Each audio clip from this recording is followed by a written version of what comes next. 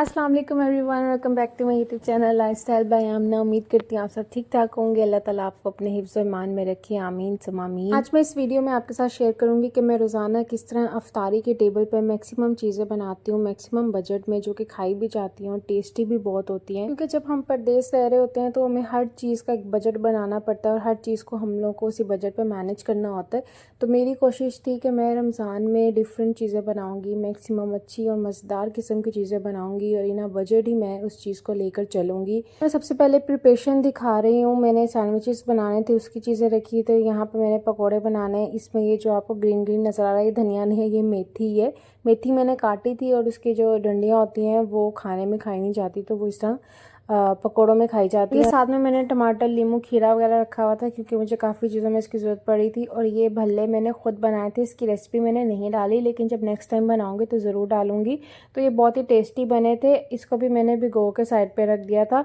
अब मैं यहाँ पे सैंडविचेस की जो मेरी चीज़ें हैं उसको मैं सेपरेट करके रखने लगी हूँ एक प्लेट में, ताकि मुझे याद रहे और मेरे सामने ही चीज़ें पड़ी हों कि ये सब चीज़ें मैंने डालनी है। वरना अक्सर ऐसा होता है कि मैं कुछ ना कुछ एक आधा इंग्रेडिएंट भूल जाती हूँ, और ये तभी होता है जब मैं मिक्स चीज़ें बना रही होती हूँ, तो उस वजह से। अब ये जो डिब्बा था जो मैंने यहाँ से उठा लिया, उसमें मैंने छोटी छुरी, बड़ी छुरी और कैंची रखी हुई थी और उसमें सारा कचरा वगैरह रखा हुआ था जो मैं काट रही थी।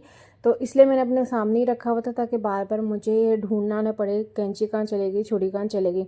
अब मैंने यहाँ पे ब्रेड लिया है। ब्रेड के मैं सारे साइड्स जो हैं वो काट दूंगी। अच्छा, पहले मैंने सोचा था कि मैं ब्रेड के 4 पीसेस करूँगी, लेकिन 4 पीसेस इतने ज़्यादा छोटे थे और टमाटर मेरा बड़ा था, तो वो एक पीस के अंदर से बाहर निकलना था, इसलिए फिर मैंने इसके 2 पीसेस ही रहने दिए थे। मैंने यहाँ पे मिनी सैंडविचेस बनाने थे। सैंडविचेस वैसे बाहर से थे, ये अंदर से बर्गर की फॉर्म में था क्योंकि अंदर चीज़ भी जाएगा और सैलेड भी जाएगा, मायोनीज, केचप। तो अंदर की जो फीलिंग थी वो बर्गर की थी और बाहर से ये सैंडविच थे, तो ये मिक्स ही थे। और ये मैंने एक्स्ट्रा अफ्तार के लिए एक डिश रखी थी क्योंकि हम लोगों का यहाँ चाट होती है, यहाँ चना चाट होती है, यहाँ फ्रूट चाट होती है। तो इसलिए यहाँ पे आज फ्रूट चाट बन रही थी और मेरे हस्बैंड ऑफिस से आ गए थे और ये ड्यूटी उनकी है। वैसे तो ये मेरे भाई की ड्यूटी है, लेकिन वो अब ऑफिस जाता है, तो इस वजह से अब मेरे हस्बैंड आ गए थे और वो सारी चाट बना रहे थे। मैंने उनको सारे फ्रूट्स वगैरह इकट्ठे करके दे दिए थे और ये बहुत मज़े की फ्रूट चाट बनाते हैं। और ये इनका हिडन टैलेंट जो है मुझे ये रमज़ान में ही नज़र आया है, क्योंकि आगे पीछे तो मेरी कोई हेल्प नहीं होती।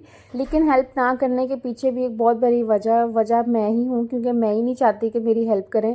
क्योंकि जब भी हेल्प करते हैं तो वो जो सारा किचन का सामान बिखरा होता है ना, वो मुझे समेटना होता है, तो बहुत ज़्यादा चीज़ें मैसअप हो जाती है।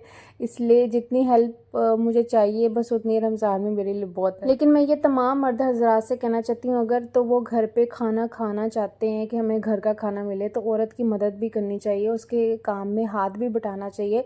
बेशक आप कमा रहे हैं, आप बहुत अच्छा काम कर रहे हैं, ये आपका काम है, घर संभालना हमारा काम है, लेकिन कभी कभी हमें आपकी ज़रूरत हो जाती है।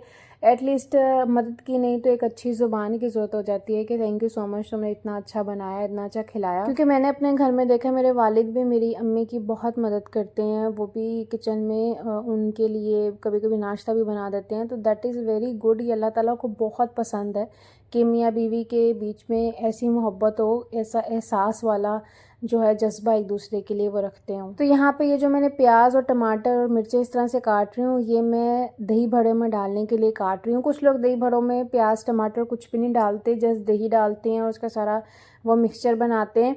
लेकिन हम लोग प्याज और टमाटर और धनिया और मिर्चें और बहुत सारी चीज़ें इसमें डालते हैं।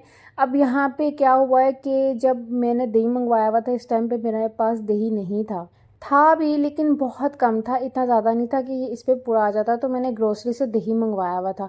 अब मैंने इसको साइड पे करके रख दिया कि जब दही आएगा तो मैं मिक्स करके ऊपर से बना के आपको दिखाऊंगी। लेकिन जब तक दही आया तब तक वो मेरी वीडियो बनी ही नहीं, इसलिए मैं दही भरों का सारा क्लिप रिकॉर्ड नहीं कर पाई।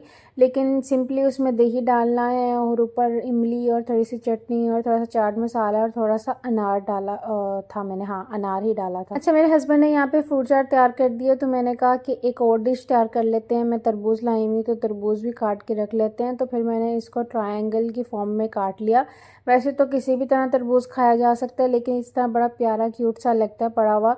तो मुझे स्पेशली जो फ्रूट्स अच्छे तरीके से और थोड़े से इनोवेटिव से फैंसी तरीके से कटे हुए खाने का ना ज़्यादा मज़ा आता है। वैसे तो मेरा पर्सनली दिल करता है कि मैं सारे फ्रूट्स को फैंसी तरीके से काट के रखूँ और वो हम खाएं, लेकिन मेरे हस्बैंड को फ्रूट चाट पसंद है, इसलिए फिर हम लोग फ्रूट चाट ही बनाते हैं और आजकल तो वही बनाते हैं। और यहाँ पे मैं सब चीज़ों को इस तरह से क्लिंग लगा के रख देती हूँ, क्योंकि हमारे घर पर मक्खियाँ बहुत आती हैं। वो इस वजह से आती हैं कि हमारा जो टेरेस का दरवाज़ा है ना वो अक्सर खुला रहता है और उस वजह से मक्खियाँ आ जाती हैं दिन में और वो फिर रात को जाती नहीं है, तंग करती हैं। वैसे तो मैंने ट्रैप रखा हुआ है मक्खियों के लिए, उस पर चिपक जाती हैं, बट रोज़ाना दरवाज़ा खोलना पड़ता है और रोज़ाना ही मक्खियाँ आ जाती हैं, इसलिए मैंने हर चीज़ को क्लिंग लगा दिया है। और यहाँ पे फ्रूट चाट में मैंने खजूरें भी दी थी 3-4, वो भी डाली हैं इसमें, और ऊपर से थोड़ा सा चाट मसाला डाला है और इसमें आधा ऑरेंज निचोड़ के डाला है। पे मैं क्लिंग लगाने की कोशिश कर रही हूँ, लेकिन मुझे पता है प्लास्टिक पे लगता नहीं होता, बट बिकॉज ऑफ मक्खियाँ मैं इस पर किसी तरह ऊपर से लपेट के फिर इसी तरह रख दूँगी।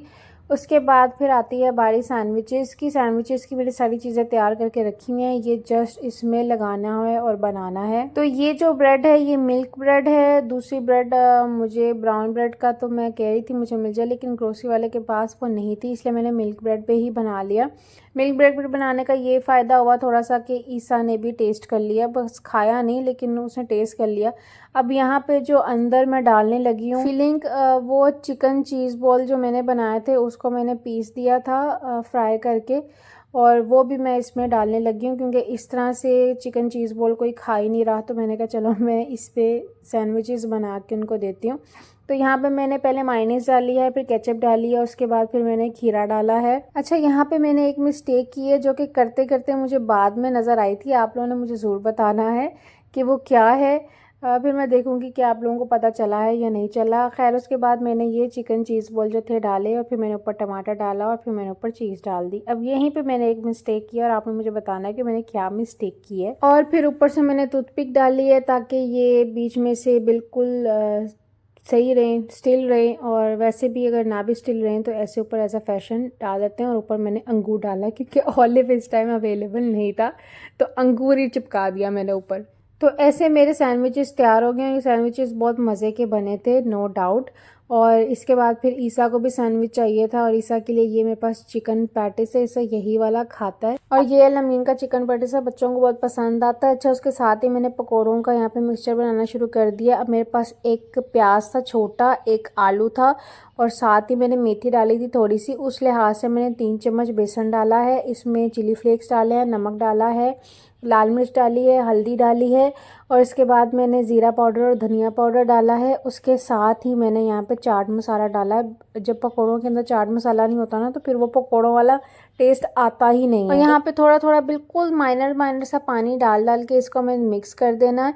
अच्छा, ये अभी तो मैं फ़ौरन बना रही हूँ क्योंकि लास्ट में बना रही हूँ, वरना मैं अक्सर ऐसे करती हूँ कि मैं प्याज और आलू बेसन में डाल के बस उसको बंद करके रख देती हूँ और आलू अपना वो छोड़ देता है पानी, और फिर उस वजह से जो सारा पकोड़ों का मिक्सचर होता है वो तैयार हो जाता है, उसमें मज़ीद पानी डालने की ज़रूरत नहीं होती। तो ये मैंने साथ में 4 समोसे रह गए थे, मैंने वो भी साथ फ्राई कर दिए और साथ में मैंने पकोड़े भी बना दिए। और पकोड़े बनाते बनाते ही हमारी इफ्तारी खुल गई थी, और इसलिए फिर मैं बीच बीच में वो बना रही थी। यहाँ ईसा आ गया था। ईसा को ये जो समोसों की सारी पापड़ी होती है बहुत पसंद होती है, इसलिए मुझसे मांगने आया था।